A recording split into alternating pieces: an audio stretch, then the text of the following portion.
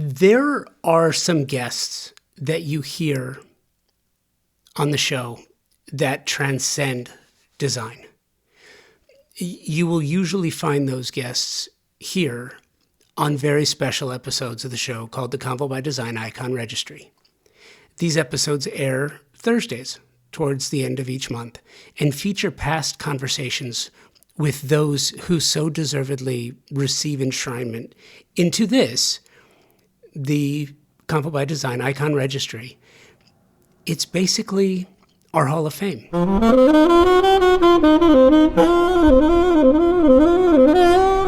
This month's inductee is Cliff Fong.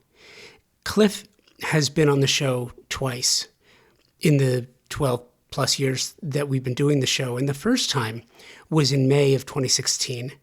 And the most recent was his appearance at the West Edge Design Fair in 2023, where he and I sat for a one-on-one conversation in front of a live audience. It is that conversation that I want to share with you today as we induct Cliff to the Design Icon Registry that features some of the most amazing creatives in the business today. Fong runs his design firm, Matte Black Inc., and he has an emotional gallery, it's what I call it anyway, of his own called Faire Divert, which is just an extraordinary space. And if interested, check the show notes for links to both. The Convo by Design Icon Registry is presented by Pacific Sales Kitchen and Home, a Best Buy company, a partner and friend of Convo by Design, as well as the design industry in total. And I am so thankful for their partnership and sponsorship. And I'm thrilled that they came on this year as the sponsor of the Icon Registry. So again, congratulations, Cliff. You're amazing. And I'm thrilled to share this conversation again. You are going to hear my conversation with Cliff Fong from the 2023 edition of the West Edge Design Fair right after this. The most important word in the design industry today is service. Product, incredibly important. Price, important. Selection, incredibly important. But stellar service is the premier idea that can make all the difference in the success of any project. This is how design professionals like you demand great service for your projects. And you get your favorite brands in one place with expert, knowledgeable, and non-commissioned professionals to help you specify the right product for each of your projects and get the best price. Non-commissioned, that is incredibly important. And at Pacific Sales Kitchen and Home, a Best Buy company, that means their only incentive is your satisfaction. Pacific Sales Kitchen and Home, a Best Buy company, has just that with over 60 years of service in Southern California. Pacific Sales is your destination for exploration, advice, inspiration, all the best brands, great prices, the best in the industry when it comes to service, and you know it's reliable. You know that you are going to get predictable results, reliable results every time. And now you have the Pacific Sales Kitchen and Home team to help you with their Pro Rewards program, which is a trade program unlike any you've ever experienced before. Earn 3% in Best Buy e-gift cards or 2.5% in a reward check for every qualified and delivered sale, in addition to special trade pricing, exclusive offers, access to exclusive special events, and so much more that I can't even begin to try and list it all here. And here's the cherry on top. Access to exclusive builder trade incentives from top brands and the stellar service you deserve from a company that has been serving the industry for over 60 years. Now, terms and conditions apply to the Pro Rewards program and builder trade incentives. So visit a Pacific Sales expert at a showroom today for full details and learn how you can unlock additional savings and benefits. Don't miss out on the opportunity to work with the best of the best. Visit Pacific Sales Kitchen and Home today and elevate your projects to new heights. I love this. This is the swan song. This is the last one. Thank you guys for coming, and you're like bookending it for us. You're celebrating the last of the panels with us. Welcome to Convo by Design's stage here at West Edge, the West Edge stage 2023, presented by BR Home and designed by Marbe Designs and featuring Dunn Edwards. Oh, I'm so sad. That's the last time I'm going to say it this whole weekend. I've only said it like 1,000 times. It's funny, for those of you who have seen some of the panels before, you will know that I have said before every single panel that this next one is my favorite panel. And to be kind of honest with you, it's true, because so much time, like design, so much time goes into curating and creating good conversations, which I think are really, really important. And this next one, Cliff, how many times have we spoken? I think 3 or 4 times. 3 or 4 times. Cliff Fong, an absolutely extraordinary creative. And, you know, one of the things that is so special for me is I think you were, so I started the podcast in 2013. And you and I met for the first time at a showroom in the Pacific Design Center. Yeah, that's right. In like 2015. I think. Yeah, it sounds about right. You were early. And you know what else? That's right, because I'm usually late. No. I don't mean early like that. I mean early, and I can tell you now, I look back at the guy who was doing that podcast in 2015 with imposter syndrome at level 10. Like, I don't deserve to do this. I don't know why I'm doing this. I know that I love doing this. I just don't know who's going to take me seriously. And you were the guy that, you were like a linchpin for me. You freed me because you were the I hate to even say this because it's kind of crass, but like, you were the biggest name that had said yes to me at the time. You were the guy who was like, yeah, I'll do my Cliff Fong for a second. Yeah, sounds fun. We can talk. So thank you for doing that, and thank you for being a guy who says yes to someone who needs someone to say yes to them.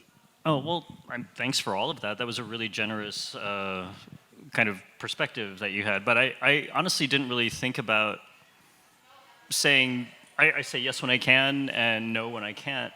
I don't really think about status in the way I think a lot of people probably do, especially in this town, where they need to know who else is lined up or what you've done in the past, or, you know, I think because of my work in fashion, I come from a place where it was always important to do the work yourself and find what it is that's important, not to wait for some, you know, reflexive moment to do something that's already been done, or to try to do something faster, cheaper.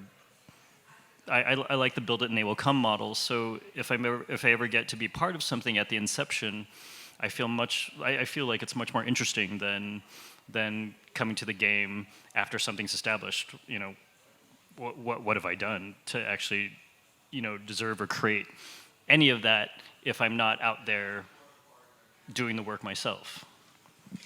And I caught you at a really interesting time. You know, I want to talk about the background. I want to talk about the backstory in fashion, because it's really fun. You know, for me, sometimes I don't go back and listen to back episodes because I can't do it. Do you go back and look at your past work and use it as a learning tool? Do you go back and look at it to see, do you judge yourself when you go back and look at what you've done in the past? Well, that's I would say no, I never go back and look at things in the past because I find very little value in it. But I would say yes, I'm constantly judging myself and judging whether or not something I am doing or contributing to or creating is kind of as special as I can, you know, as I hope to make it. So I think it's really unproductive, and I think that's probably something I learned in fashion, that it makes no sense to try to navigate anything from the past, right? I might look at something, be happy with it when it's finished, and then it might completely, you know, repulse me afterwards. But that is sort of the nature of how things work in fashion. It's seasonal, and you move in a progressive moment from season to season, and you leave whatever you've done in the past behind.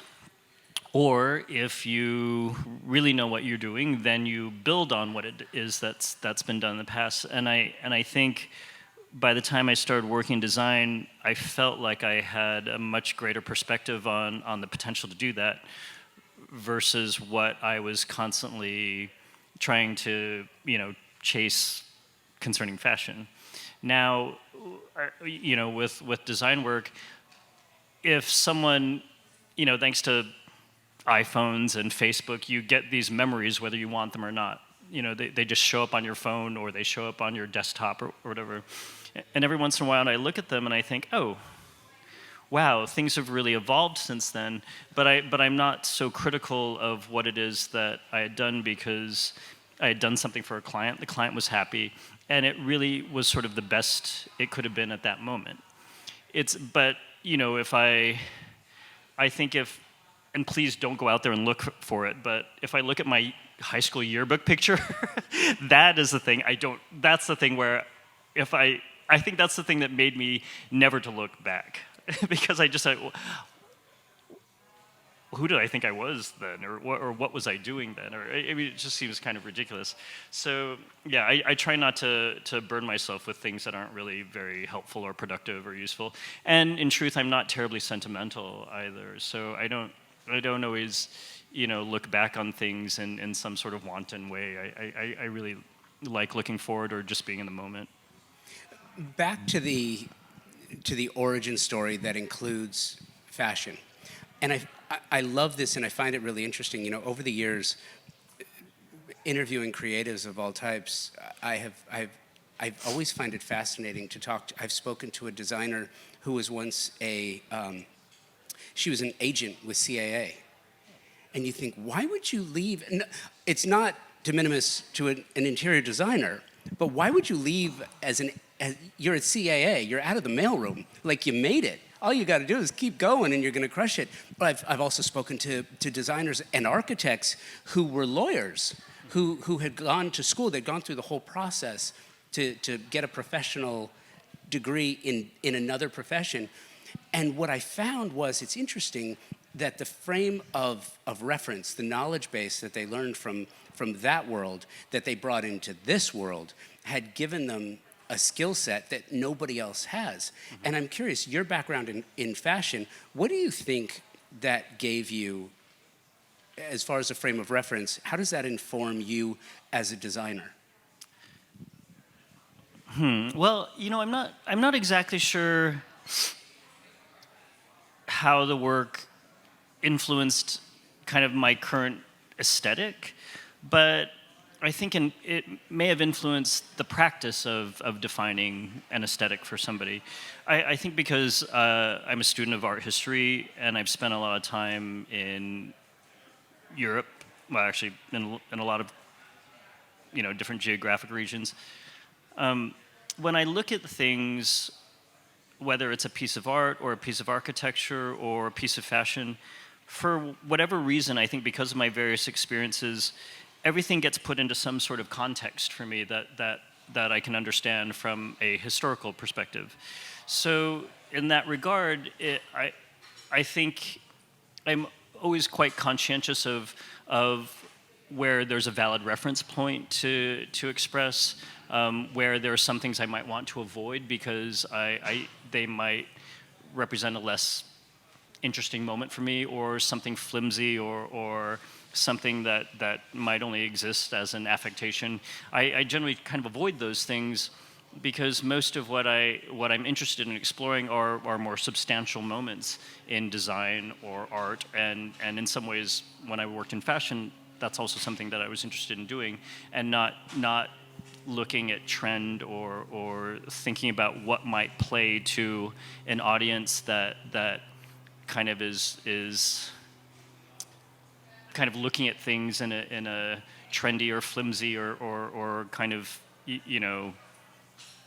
thin or fast way, which is kind of where fashion is at the moment. I don't think it's a great time in fashion because there's so many companies that actually are conglomerates for smaller companies, like, for instance, someone like Hermenegildo Zegna.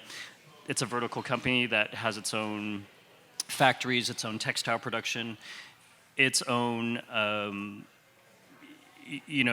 lines that it owns. Like, for instance, they just bought Tom Brown, but they had also been producing for Versace, Valentino, even Giorgio Armani.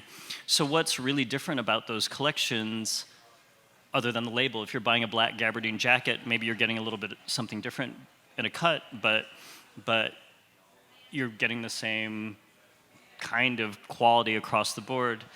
And then with all of these companies now that try to snag designers from Gucci or Saint Laurent or Balenciaga, they just keep moving from house to house. Well, where's the loyalty to the brand in that respect? And I think a lot of those companies are kind of doing themselves in by trying to stay too current, as opposed to sticking close to their philosophical origins or the tradition of their branded luxury that gave them that longevity. And I think a lot of people are changing their business models in a way that I don't think represents good long-term perspective. I think the more people kind of flip-flop through their industry, there's a diminishing marginal return for every time they make a change. And I think much more identify with the idea of being consistent and building or evolving around a single philosophical point, expanding versus thinking linearly in how to get to A to B. I want to expand on that idea a little bit, because I think one of the things that is extraordinary about what you do is you are the true multi-hyphenate, as fashion designer, adjudicator on a reality show, which, I want to ask you about that too, because you know what? It's like, dude, you're such a sweet guy. You're such a nice guy. How do you tell someone on a TV show that their design is not acceptable? Well, that was kind of an interesting thing. I really enjoyed that show, although I had been asked, and still continually, I'm kind of asked to be, either the subject or a contributor to some sort of show that is non-scripted. But 90% of those, I think, are sort of like train wreck television shows, where I think they expect people to turn in to watch either the worst things happen or the worst aspects of human nature to come out. And I really can't be part of something that I don't feel is a healthy message or an appropriate message. And I'm not entertained at all by conflict. I think, I'm not risk or conflict, adverse. There are a lot of things you have to tackle head on in life, especially as a creative person in a country that doesn't really support creative thinking. But for those shows, I really, most of it I think is really unhealthy. But the one thing that I really liked about that show is that at the time I really trusted the producers. I knew that the message was going to be positive. And I was actually tasked with something that I felt was very kind of productive and nurturing, being a mentor, maybe offering people good advice or possible options for a direction they could grow or evolve in. How I was edited, however, is something I have no control over. And, a lot of people who might, really good friends or people who might know me a little more peripherally said, "Wow, I didn't know you could be so tough on people." And I said, "Well, I'm not sure that I am or not, but if the three judges, if two of the three judges say something positive, they're only going to use my one critical comment. But I think I can always recognize or find something positive in any creative effort, and I would always preface any statement with what I saw that was positive, and then I delivered maybe something that might be hopefully constructive as criticism, or on rare occasions something where I felt like someone really just failed or dropped the ball. But I've never. My great-grandfather was a diplomat, and for whatever reason, I think I've adopted diplomacy and as part of my, way of communicating. So I always felt like I was delivering something in a very kind of moderate or appropriate way. But again, how it was edited, I think, might look like something else. Well, it's interesting too. 'Cause as you're talking, I'm thinking about it. You've also done something that I think is really fascinating. There are a lot of people, like the designers who started out as an agent in CAA, or a designer who started out as a lawyer who became a designer. You hear about a lot of people. Look, I mean, post-pandemic, many people changed their vocation. They changed the way that they think about things, so they changed the things that they wanted to do and from where they wanted to do them.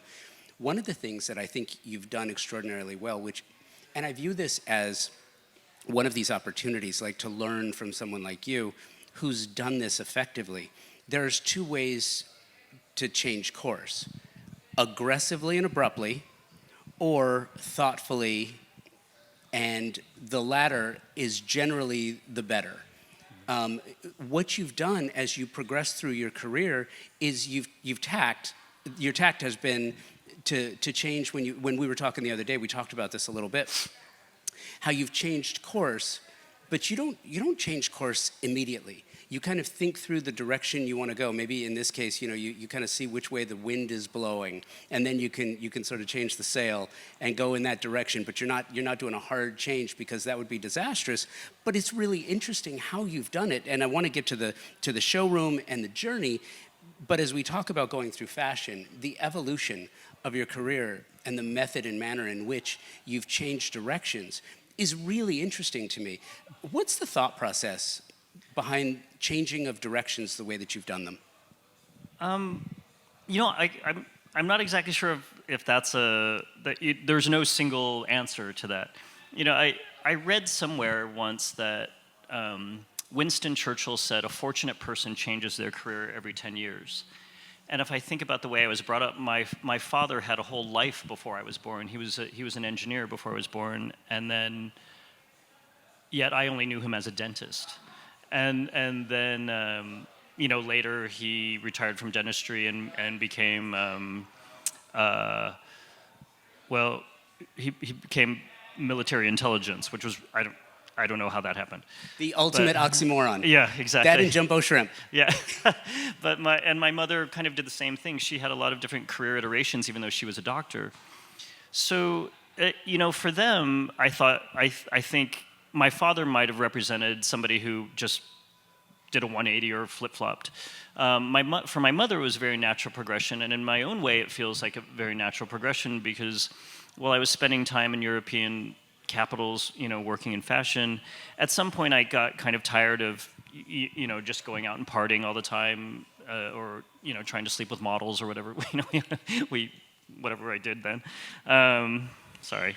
No, let's go there. But instead I started getting up early and going to flea markets, because I got really interested in a very particular era of design, which was French and Italian mid-century modern, the work of Jean Royer, Jean Prouvé, Serge Mouy, Pierre Gariche, people like that. And I remember the very first piece of Jean Prouvé I bought was before there were even euros. It was in French francs, and it was 5,000 French francs. And this was in kind of the early 90s, and I thought, I must be insane to be spending $1,000 on a chair. Although, for those of you who work in design, good luck finding a chair that's under $1,000, or it's tough. And if you want that chair now, it's hard to find one under $25,000. So I'd kind of, while working fashion, every time I would go to Europe, I'd come back or send back some sort of souvenir, but it was a piece of design. I started putting this together in my home, and one day a friend came by and thought it was very interesting, and she asked me to help her, and then another friend asked, and another friend asked, and before I knew it, I had kind of a design practice without really ever meaning to switch careers. I had sort of a fiscally viable hobby. And then at some point, the way I think maybe it works for a lot of people, once I knew enough about fashion, or I had enough time there, I wanted to know something else. It doesn't mean that I wasn't stimulated in some way, or I wasn't, entertained in some way. But one of the things that started to become really resonant to me is I can't just be entertained or stimulated for the rest of my life. I need to be challenged. I need to grow and evolve. And I think that's kind of one of the most important things we could ask of ourselves as we go through life. So I actually started to give that moment a little more attention, or be open to kind of broader experiences in design. And after kind of doing projects as sort of a hobby for half a dozen years, I decided to leave fashion and devote myself full time to design, which I don't think I've ever looked back or no regrets about any of that. And I guess to kind of have a full circle moment back to your other question about how fashion may have influenced it, one of the things that I say often, especially to somebody who I think is a little overwhelmed by the design process or frustrated themselves with it, not something I speak with clients about so much, but when people ask me how to do it on their own, I say, well, it's just like getting dressed in the morning.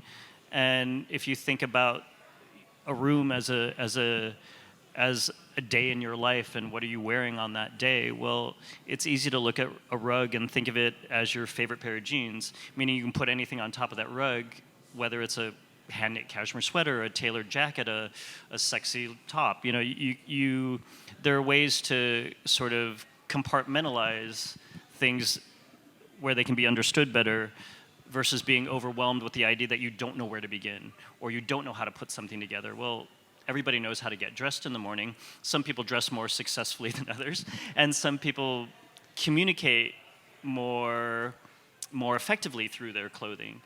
Well, it doesn't mean that someone who doesn't have a fashion vocabulary can't look well dressed, in the same way that someone who doesn't necessarily have a vocabulary for design can't put a room together in a way that could make them happy.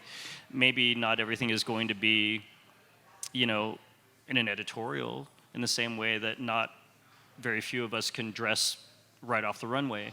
But I think there's a way to understand things, and I think everybody is able to understand how to get dressed in the morning. And I think through that, everybody should be able to find out how to decorate their own living room or their own bedroom to make themselves, comfortable and happy. Well, that's an interesting point, and I think that it's a good time to sort of reset. And the topic for the conversation, the top line for the conversation was the importance of design. Mm-hmm. And I mean, give me your take on this, because I think pre-pandemic. And by the way, I'm just throwing this out there. This is the last event, this is the last conversation that I think I will find myself referencing the pandemic. I think I'm done talking about because I feel like we've been through it. We've learned a lot from it. I think there are lessons, there are takeaways, but I think now we've gotten to the point, now that we've come through the fog of war, the fog of the pandemic, where things are starting to clarify and we understand. But back to the idea, when you and I were talking before about this idea, the importance of design. We learned from that experience what was important, because we couldn't go anywhere else. If you've got a poorly designed space and you're uncomfortable on your sofa, it's like, wow, this sofa's terrible, I'm gonna get a new one. Well, what happens if you can't get a new one? Well, sofa's terrible, I'm uncomfortable. You know what, let's go take a weekend trip and go relax. Well, what happens if you can't go to Palm Springs for the weekend? So now you're stuck. You're stuck in a box, you're stuck in your room, you're stuck in your space, and you still have to sit on an uncomfortable sofa that now you're thinking about it all the time. It's kind of like getting dressed in the morning, right, like you had mentioned, where you put on these really, really uncomfortable jeans, and you've only got that pair of jeans, but you got to wear them every day. And the importance of design, I think the nature of design has changed, and people are taking more of a thoughtful approach to. You're having people who never considered the language that is architecture, or the narrative that is design, the storytelling that is design, and how it affects their lives. Has it changed for you the way that you think about the work, the way that you think about design now? You mean how I think about design in relation to myself, or how? Yeah, that was a terribly poorly worded question. Yeah, you're being hard on yourself, but Well, thank you. But no, in all seriousness, it's like the importance of design. Going from fast fashion to fair divert, where you've got historical products, you've got meaningful materials, you've got things that you look at that you can that are well crafted, that have grown a certain way.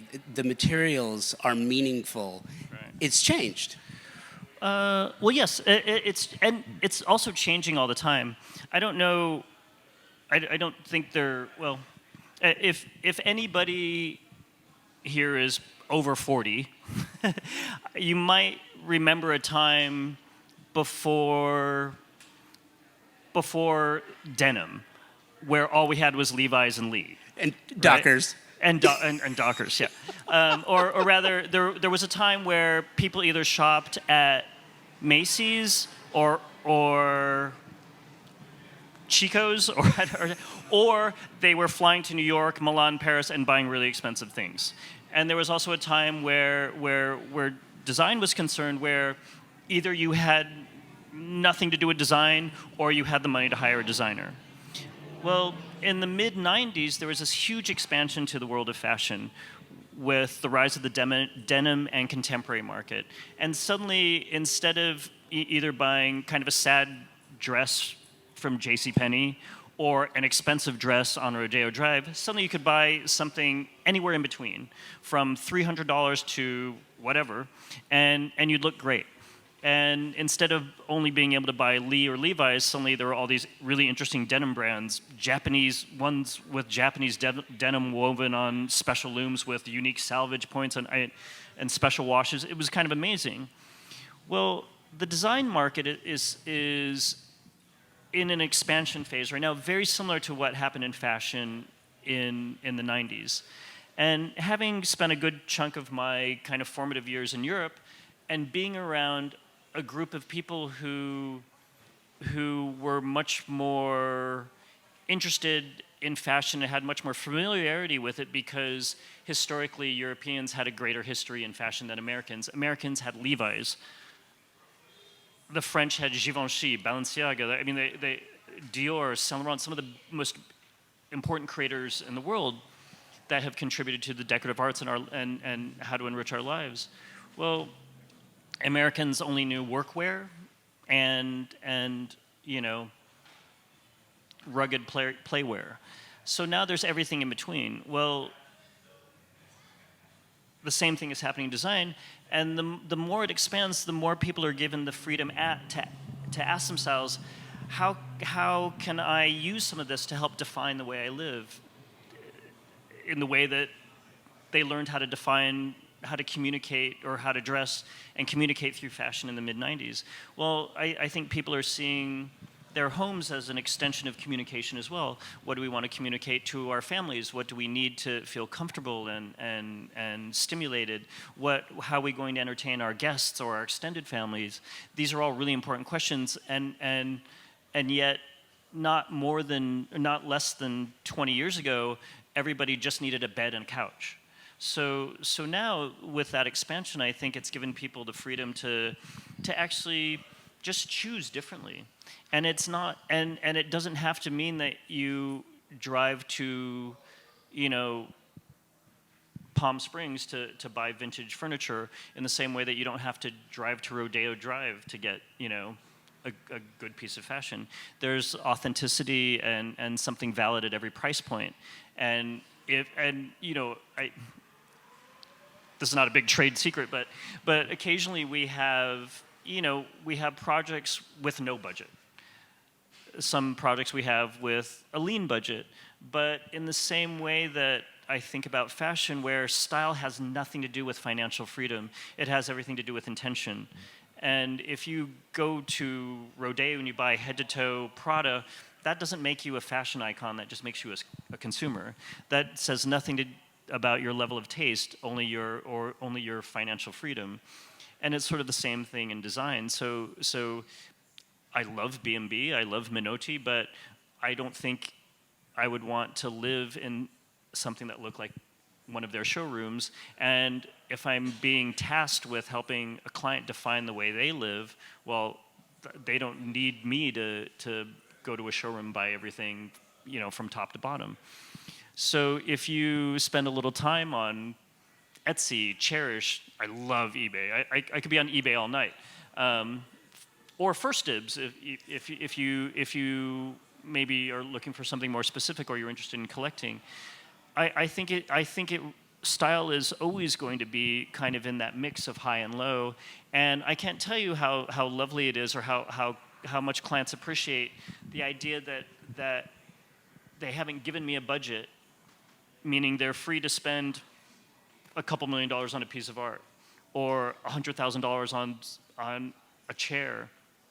When I bring them something that is unique and special, and I found it at a thrift shop, they're so excited about that, because we're giving them something that I think not a lot of other people might have the bandwidth to give them, or the intention or interest even.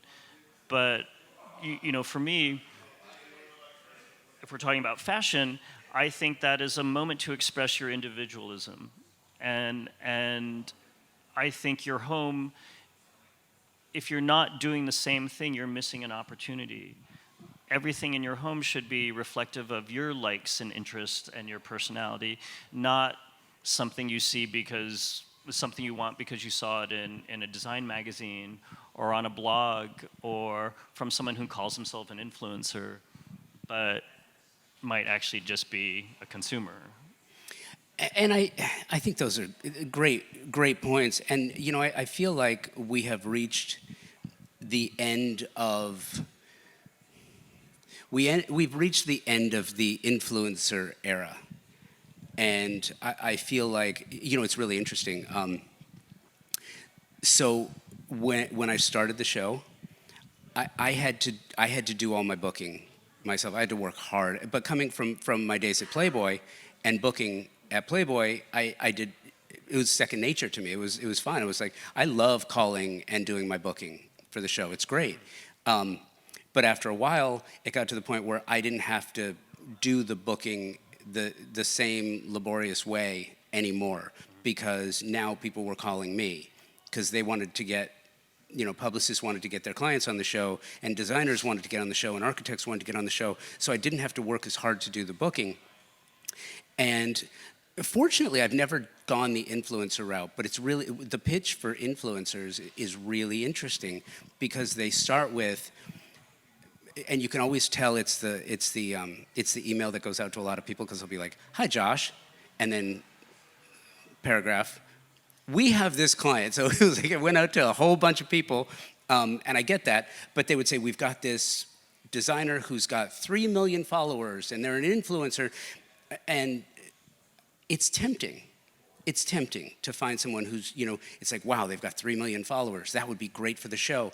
But then if you dig and you start looking at what they do, it's like, oh, they're not really doing anything. They're telling you all these things that they like, there's no reference point to what other people might like. And I feel like an influencer is someone who's going to tell you how great they are and how great the things are that they like, whereas an influential will tell you the things that if you like this, then you'll like that. Mm-hmm. And I think that's kind of like where the fashion, like a runway show. Like a runway show is exciting, right? It's like a car show. If you're into cars, you go to an auto show because you're going to see all the great things. If you're into fashion, you go to a runway show, knowing you're probably not going to wear what's on the runway, but when it finally makes its way to something that you can purchase, it'll affect your life in a positive way because you've seen the idea and you like it. But one of the things that I think you've done extraordinarily well, like this transition, it's not a transition, but it's an evolution between that idea of fashion and the new showroom, Faire de Vert. And when we were talking about the products and materials, your ideas and your concepts on materiality and historical nature and value of product and material is really it's evolved, it's well defined, and it's something that you can look at. I can look at, and I can say, you know, if you're talking about the importance of design and what makes it important, it's not just about the money, but it's experiential. How does that make you feel? How does it make you live? And I can only give you one example, which is, it's really silly, and I'm almost afraid to bring this up, but I'm going to bring it up anyway because I think it makes the point. It galvanizes it, at least for me, and I hope it works. You know, I'm a native Angelino. I grew up in LA. I was a teenager in the 80s in the San Fernando Valley. I lived a John Hughes movie, and I could tell you the white Nike high tops, the red parachute pants, and the with zippers. Oh yeah, of course. With the aqua sleeveless shirt and the Beat It leather jacket. Again, no shortage of zippers. Right. Ridiculous. If you saw me wearing that today, it'd be like, dude. But I will tell you, the way that made me feel when I was wearing that in the 1980s, going out to a concert at the Universal Amphitheater, like when I was 16, going to a show with friends, I remember that. I remember how it made me feel. It's almost like that's a feeling that you chase. You chase the way that the experiential nature of fashion because of the way it makes you feel. And what you're talking about is the experiential nature of the way that you dress a home and how fashion for the home, the way that it's used, the way that it makes you feel, the experiential nature of like, I've found a place where I'm comfortable, where it's peace for the mind, it's peace for the soul, and regardless of whether or not anyone else likes it, it's how you feel. And fair to vert, so now you've got this showroom where you've kind of ideated this concept that works for you. How do you come up with the idea, and how do you? I guess the idea is, if you're a showroom owner, you're still, at some point, sales is still a part of it, unless you're a collector and you're showing people your collections. If you have a showroom, then you're selling and you want other people to participate in the process. Sort of, how do you balance the two ideas? Well, I really don't think about it that much. In whatever way, I think I just sort of learned to trust my instincts. But it doesn't mean that I don't question them. It just means that I'm never at a loss for an idea. I'm never struggling for that. If anything, a lot of my process is more about editing and weeding out what it is that might not be relevant or what might not be appropriate at the moment or what might not have any validity in whatever current context I'm kind of dealing with. You know, if we're talking about fashion, some people don't need it, right? Some people can wear a t-shirt and jeans or for their entire lives and look great and be fine and never question or ask or want more. Sometimes I think it would be wonderful to be that person. It would be wonderful to not be tasked with all the various levels of kind of subtlety that my mind gets wrapped up in. But I'm also very thankful that I have some sort of interest or feeling about expressing nuance. And if you're going to successfully express nuance, you have to always consider context. So, you know, you were kind of being a little hard on yourself again about this outfit that you were wearing, but the context that in which you wore that in was probably perfect. And it doesn't, and although you said that you would look ridiculous now, I can think of half a dozen people who would probably look great in that because the context of their lives and why they wear clothing gives justification to choosing that outfit, right? I mean, I think, you know, to defend your point, both of us would look ridiculous if we were dressed that way right now. Don't be so hard on yourself. But I think there are moments where I think you want to have a little fun with your home. You want to have a little fun with your clothing. You want to have a little fun with your showroom, or your retail store, whatever it is. So things are always changing, things are always evolving, and most of that is because I think I have a pretty active mind and that looks to activate various creative inspirations. So there's always something else happening, and if I can create the appropriate context for something, well, anything is possible, really. And I think people can do that in every level of their lives. It's interesting. You touched on something earlier regarding this agent at CAA who's now a designer, and there's always this tendency, I think, for us to judge people when they choose to make a career change. Or I remember, you guys all know who Jennifer Lopez is, right?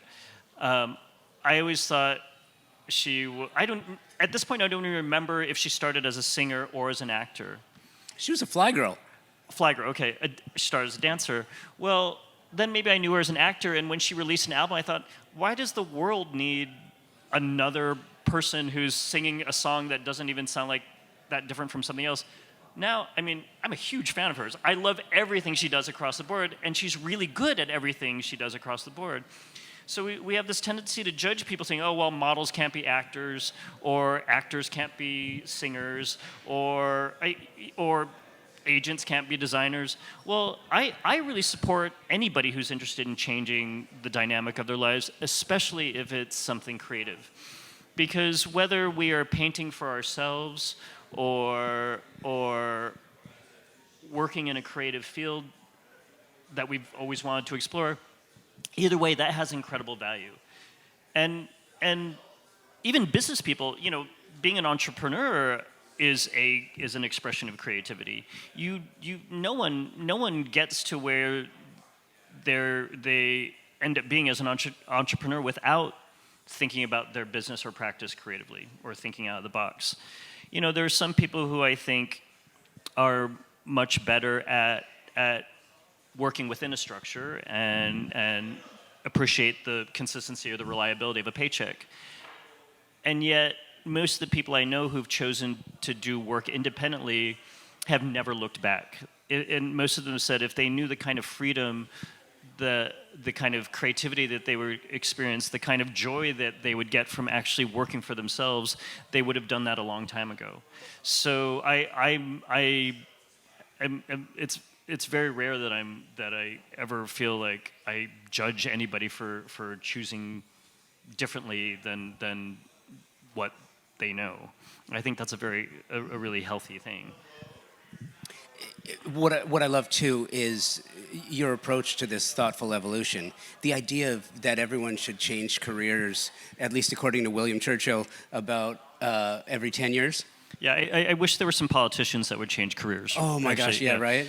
Yeah. Which, by the way, I love. When George W. was in office, I kind of thought the world was upside down. I didn't know it could actually get more upside down than that. But one of the things I love about W now is that he's a painter, and he actually paints really beautifully, and his message is also a nonpartisan message, which I think, oh, there's someone who came out the other side in a really beautiful way. And I think everybody should give themselves that opportunity. I just think that if you're not doing that, you're missing out on the true potential of your life, if you're not actually exploring as much as you can explore. I know there are some practical reasons why people need to stay in what they're in. And we don't always have the luxury to choose how we make our money. Sometimes it just really does boil down to necessity. But I also think being creative is a necessity as well, because it gives you a respite from your responsibilities. It can broaden the way you think. It can change the way you think about a lot of other things in your life. So even if you can't change careers, if you can give yourselves just a few minutes a day to be creative, to write, to paint, to draw, to explore some sort of interest, I think those are all really, really healthy things. And I really don't understand why in this country we don't support and encourage people to think more creatively. You know, it's interesting because one of the things that I have always loved about the design community is it in the past has been very supportive. I think these days we're not as supportive as we once were, but one day I hope we get to the point where, like in the musical community of jazz, when I was at Playboy every year, when the musicians all came in for the Playboy Jazz Festival, I had a chance to interview all of these musicians who would come into town for the show, and what I learned in talking to these, whether it was an 80-something-year-old Wayne Shorter or a Herbie Hancock or Al Jarreau, one of these guys who was at the top of their game, they all said the same thing. They all said the same thing. They were like, you know, I always contribute to mentoring young musicians. And they really did. They didn't just say it, they did it. They would play on a record. They would go out and support a show. They would bring them in and teach them, you know, things that it would take them decades to learn. They would teach them what they did. I don't think that there's enough of that in our industry, but I think that our industry is based on that, where people do give back and share their knowledge, which is why you're here and we're talking today. Tell me about, just as we get closer to wrapping this up, tell me about the showroom and this thoughtful creative evolution of yours and what you envision it to be and what it's a step towards, because we also spoke about the changing nature of things. And I don't remember how you said it, but it's like, you know, nothing's meant to stay the same.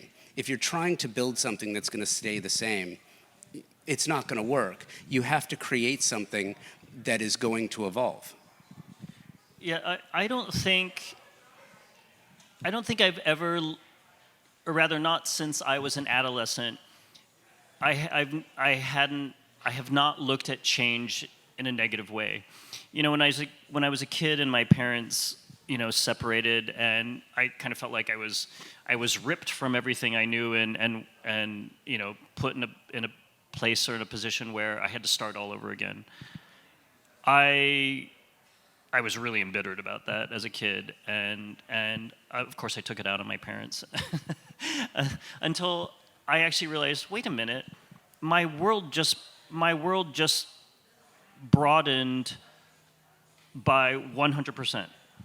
And every time I've made a change since then, my experiences, my knowledge, my sense of self just feels like it's enriched exponentially.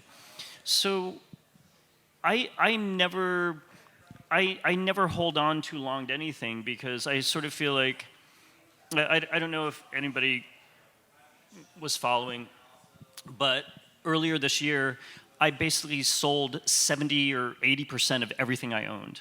Not because, actually I had friends going, is everything okay? Like, it wasn't a fire sale. I just felt like I'd been designing around so much of that for too long that I wanted to feel something different, see something different, engage something different. And I felt like I was kind of stuck in that moment. And I can't tell you how wonderful that feels to sort of free myself from some of those things that I felt like had trapped me in a singular expression for too long. And it doesn't mean that I fell out of love with those things.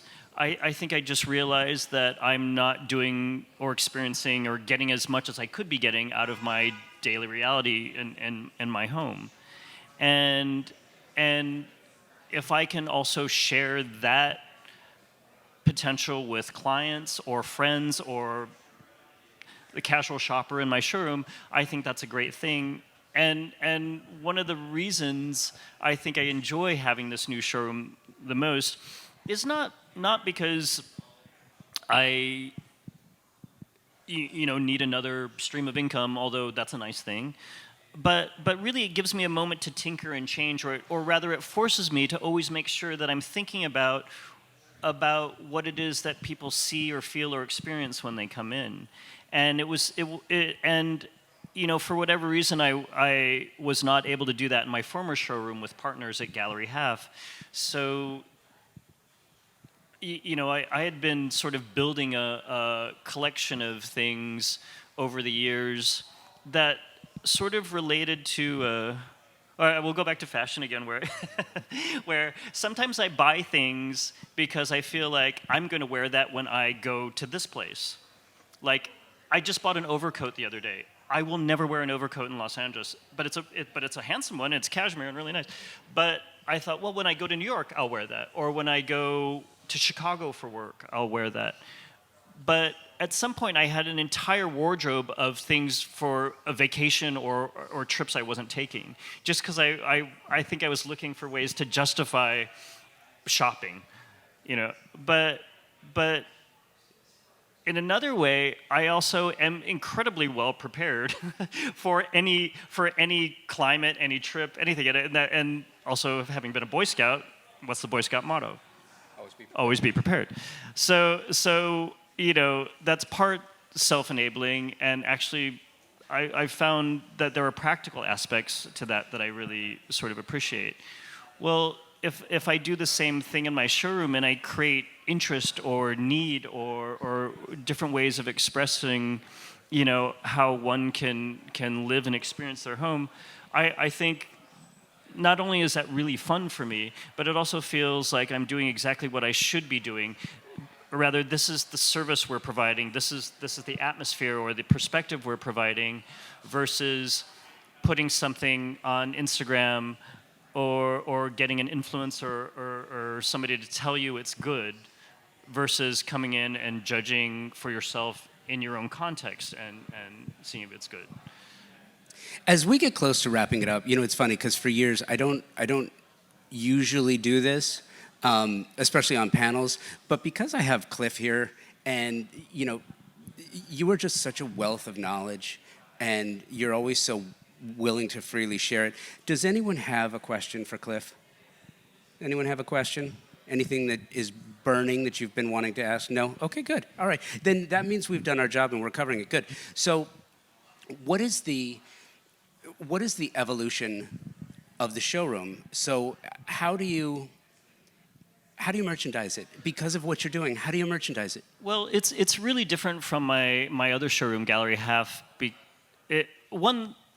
The price point's a little bit different because I never wanted to be the most expensive person on the block, much less the planet. Sometimes it just seems ridiculous. There's a segment of the population who really appreciates that, and in a city like Los Angeles, I don't know if it's good or not, but you can just dare someone to spend the money and they will. That is not how I want to go about my business. But the idea in opening this new showroom was not to offer a concession to price point at all.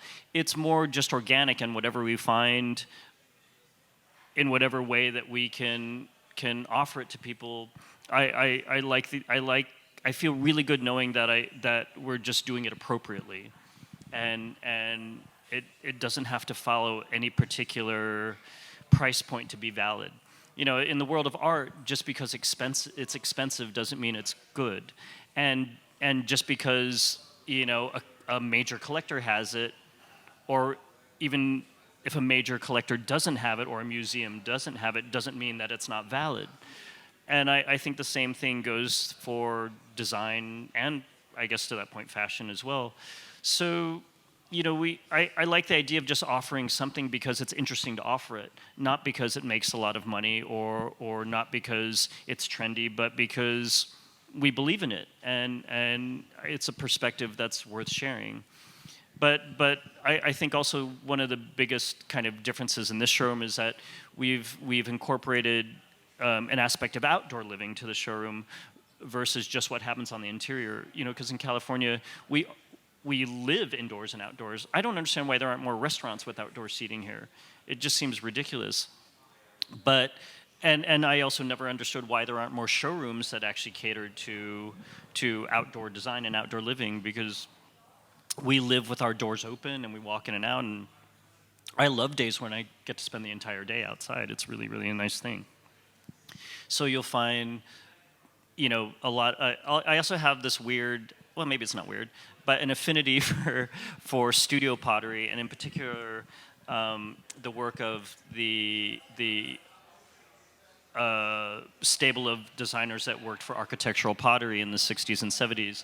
So people like Paul McCobb and Marilyn K. Austin, Legardo Tackett, and some of the pieces I like the most are from a man named David Cressy, who not only made kind of production line ceramics in very interesting and very pure forms, but also then created a pro artisan line where every single piece was finished by hand or has some sort of expression, and it was touched by a human being. Where we live in this age where, like I said, everything is a bit fast and flimsy. You just push buttons, and 24 hours later, you supposedly have exactly what you asked for. Well, I think that for me, that's one of those caveats to that convenience. You could certainly create an interesting environment by just buying things at big box stores and places online, but I think we're getting too used, or we've weaned ourselves off that beautiful, the value in having a sense of discovery, and the value of things being touched or made by hand versus just being tied up in a nice box and arriving to you conveniently. So anytime where I can share in the expression of someone's handwork or someone's artistry, I think that's of huge value, and that's something I hope people really.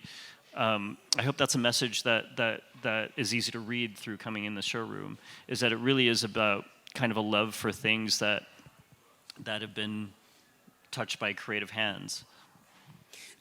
And that's amazing, and it's extraordinary. And I think that love for creativity is something that you've espoused for your entire career. It's just now taken a different form, and maybe that's the message: is don't be afraid to try new things, and don't be afraid, but evolve thoughtfully. Yeah, for sure. We all have very interesting family dynamics, but if any of you are like Asian, which I can see a few Asians, it is really tough with our parents. We're kind of brought up thinking that everything we have to do, we do because the family expects us to do it.